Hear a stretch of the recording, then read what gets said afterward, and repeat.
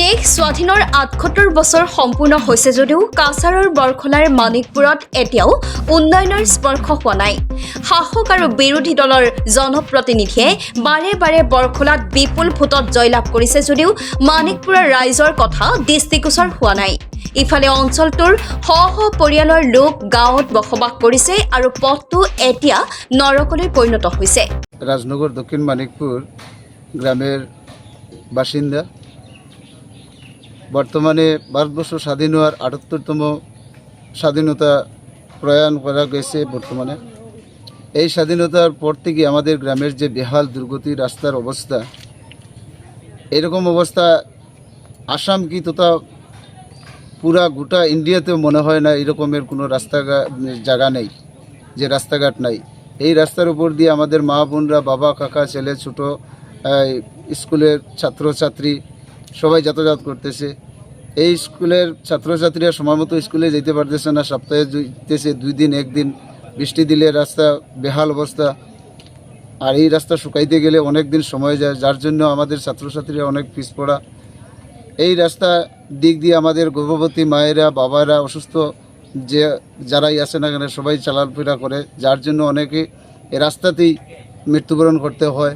অনেক মায়েদেরকে প্রসব সময়কালীনে যাতায়াত করার নেওয়ার জন্য প্রস্তুতি নেওয়া হয়, কিন্তু সময় মতো নিয়ে হসপিটালে পৌঁছানো যায় না, রাস্তাতেই অনেক বিভ্রান্ত হয়ে যায়।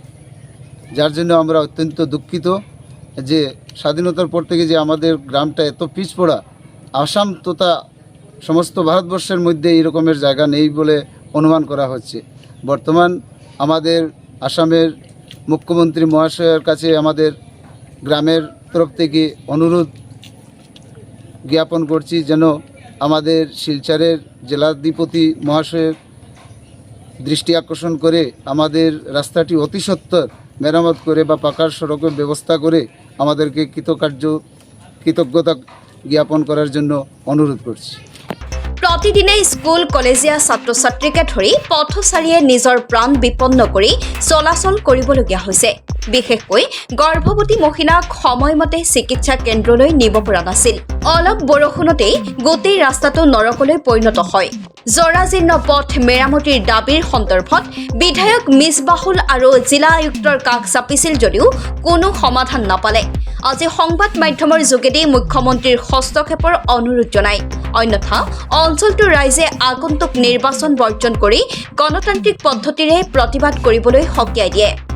ব্যুৰো ৰিপৰ্ট, ৰিপৰ্টাৰ লাইভ অসম। রাস্তাত খেত করতাম, এটা খেতর জমিনতো এইলা ফাঁক মানানি যায় না, রাস্তাতো তো ফাঁক, তে ভাবছি অন্য খেত লাগাই দিতাম। এটা কোন জায়গা? এটা তো রাজনগর দক্ষিণ মানিকপুর। আচ্ছা, এছাড়া আর খেতর জমিন ভাইয়ের না, রাস্তাত খেত করি দেই।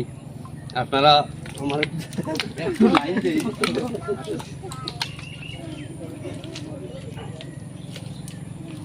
রাস্তাত খেত লাগাই দিয়ার হ্যাঁ, খালি মোটরি বেজান লম্বা হইব। স্কুলো ফুল একটা দিছি, ও ভাই যাইবা, ইতাত গাড়ি যাইনি, আমি খেত করিলাম। ৰিপৰ্টাৰ লাইভ অসম।